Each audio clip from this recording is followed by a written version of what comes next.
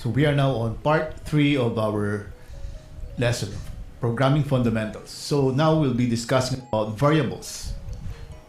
A variable is an item of data used to store the state of objects. Excuse me. A variable has a data type, and the data type indicates the type of value that the variable can hold.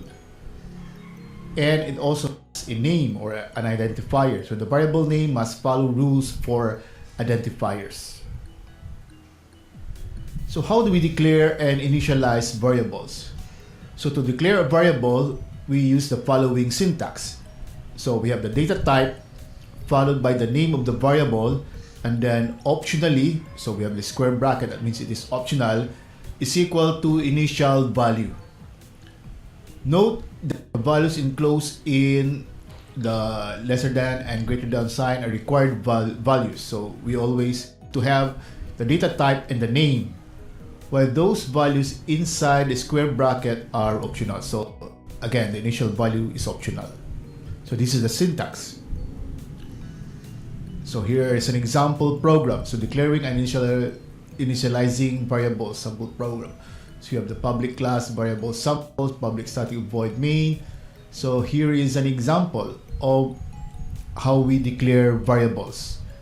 So in this example, the data type, so to declare data type variable name, so the variable name is result and the data type is boolean. So boolean is our data type and result is the variable name. And here's another example.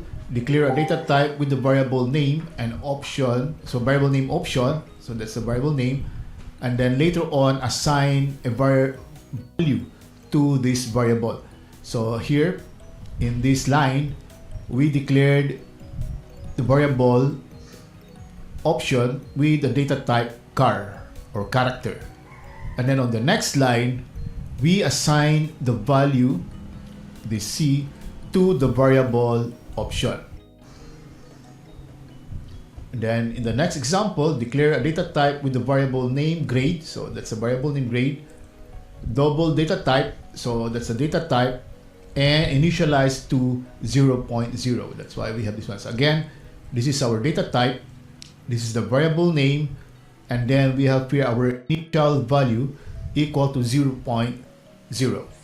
So yeah, that's a example of, these are 3 examples of how we declare variables.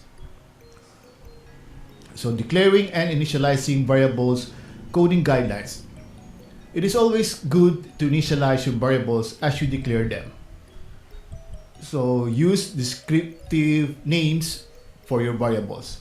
Like for example, if you want to have a variable that contains a grade for a student, name it as grade and not just as random letters you choose. So that will make it more readable and understandable. Then number 3, declare one variable per line of code. For example, the variable declarations double exam equals 0, double quiz equals 10, double grade equals 0 is preferred over the declaration double exam equals 0, comma, quiz equals 10, comma, grade equals 0. This will work, but this one is preferred again for readability. Now we have learned how to declare and at least initialize a variable.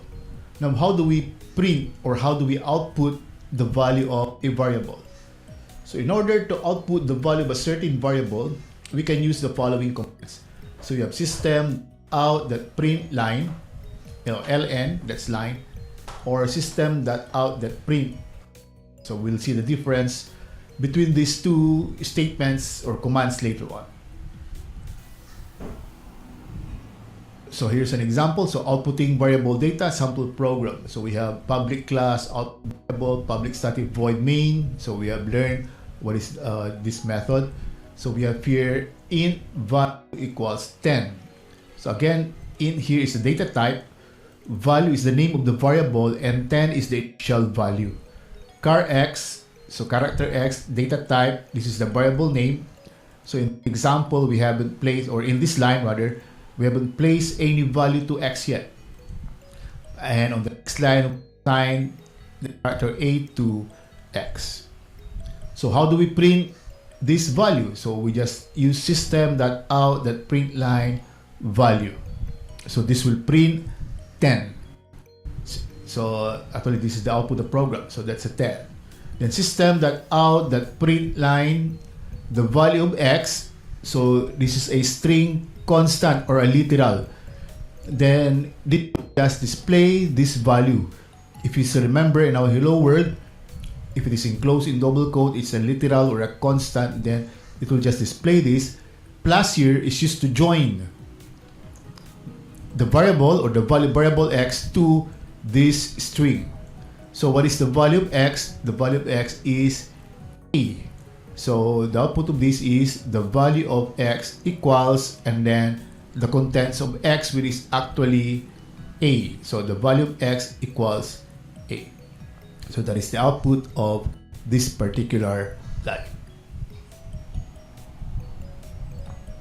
Now, what's the difference between System.out.println or line versus System.out.print? So System.out.print sends a new line at the end of the data output. So that means that after printing, it goes to the next line because there is a new line. System.out.print does not append new line at the end of the data output. So that's the difference between the two. So as an example, so we have here example System.out.print hello, System.out.print world. This will print hello world in a single line. But if we use System.out.print line hello, System.out.println world, so similar, but instead of print we use print line, the output will be hello world. So after it prints hello, it adds a new line, so it goes to the next line. Then System.out.println world, so print world, and then it goes to the next line also. Now we have the difference between reference variable and primitive variables. Two types of variables in Java: primitive variable and reference variable. Now, primitive variables are variables with primitive data types. So they store data in the actual memory location where the variable is.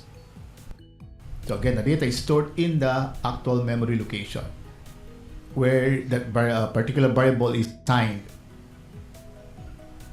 Now, reference variables, so are variables that stores the address. So again, what is stored inside the variable is not the value itself, but the address in the memory location. So it points to another memory location where the actual data is. When you declare a variable of a certain class, you are actually declaring a reference variable to the object with the certain class. So example, suppose we have two variables with data types int and string. So int num equals 10, string name equals hello. So the picture shown below is the actual memory of your computer, where in is the address of the memory cells and the variable name and the data they hold. So the variable num here is actually a primitive data type, so integer primitive data type. So the variable, let's say this, the address is 1001. So in this particular variable, it holds the data itself, so 10. Now name here is actually not a primitive data type because string is actually a class. So if we have the variable name at the address 1563, you notice that it does not contain, it contains the address where the value is located. So for example, it's here 2000, which is actually the address where hello is located. So that is an example of a reference data type, reference variable. Okay. So we'll learn more of this, especially if we're going to deal with classes. Now we have learned how to declare variables. We have learned how to print values of variables. Now next will be operators. So there are different types of operators. We have the arithmetic operators, relational operators, logical operators, and conditional operators.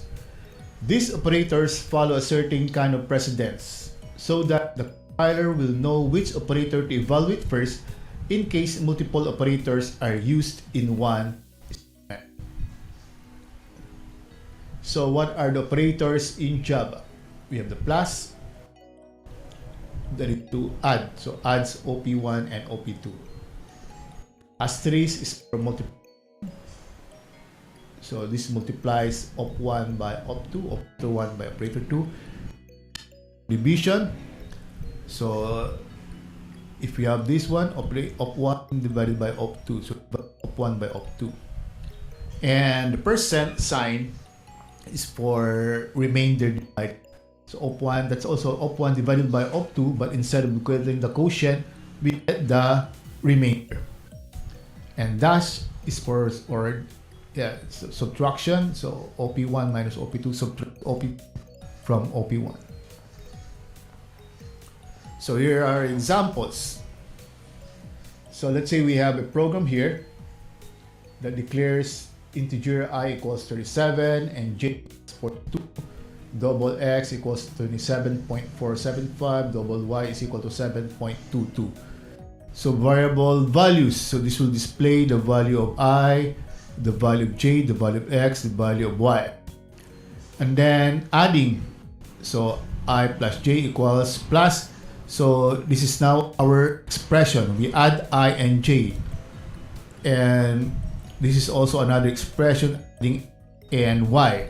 So this program will print initially the values of x, I, j, and then it will add and display the result. And then it will also do the same thing with subtraction. That's why we have here subtraction. Okay, so I minus j, x plus y, then multiplication, then division, and then we have the remainder.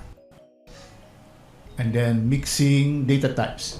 So in this case, we have an integer plus a double, and here we have an integer multiplied by double. So the output like this. So variable values, so it will display the contents, and then adding, it will add. So 37 plus 42, that's 79, 27.475 plus 72, etc. Then subtract, multiply, okay, so 42, that's 1554, divide, so because they are integers, 37 divided 42 is, that will result to 0, because they are integer, it cannot place a fraction. And here we divide x and y, so it generates this value. And then remainder, so 37 divided by 42 is actually 0 remainder 47. So that's the remainder, 37 rather. So 37 is the remainder. So x divided by y is equal to 5.815. So what happens if we mix data types? So the larger data type will be followed. That's why if we have an integer plus double, the result is in double. If we multiply an integer with double, the result will be in double. So arithmetic operators. Note, when an integer and floating point number are used as operands to a single arithmetic operation, the result is a floating point. So that's what we have seen a while ago. The integer is implicitly converted to a floating point number before the operation takes place. So it is automatically or implicitly converted into a floating point number. Next, we have the increment and the decrement operators. So unary increment operator is plus plus and unary decrement is minus minus. Increment and decrement operator increase and decrease a value stored in number by variable by 1. For example, the expression count equals count plus 1. So what will this do? We have the initial value count, you add 1, and then the result will be stored in count. So that is incrementing the value of count by 1. It's actually equivalent to count plus plus. So here, the plus plus operator. So op plus plus increments the operator by 1 and then evaluates the value of the op before it was incremented. Here increments op by 1 but evaluates to the value of the op after it was incremented. So here you have to evaluate or use the value of op after it is incremented. Here you have to evaluate first before you increment. So the same is true with this minus minus. So decrement evaluates to the value of op. So we first evaluate the value of op before we subtract 1. Here we subtract 1 before we evaluate the value of op. Okay, so increment and decrement operators. The increment and decrement operators can be placed before or after an operand. When used before an operand, it causes the variable to be incremented or decremented by 1. And when the new value is used, the expression in which it appears. So for example, I equals 10, j equals 3 equals 0. So k equals plus plus j plus I. So what will that do? It will first add 1 to j, and then use the new value of j and add it to I.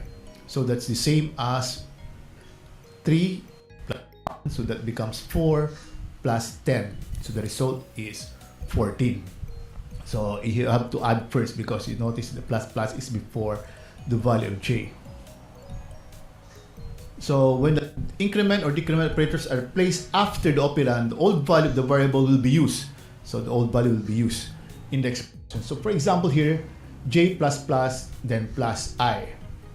So since the operand or the plus plus the increment operator is after the variable, then we use the old value of the j, which is actually 3.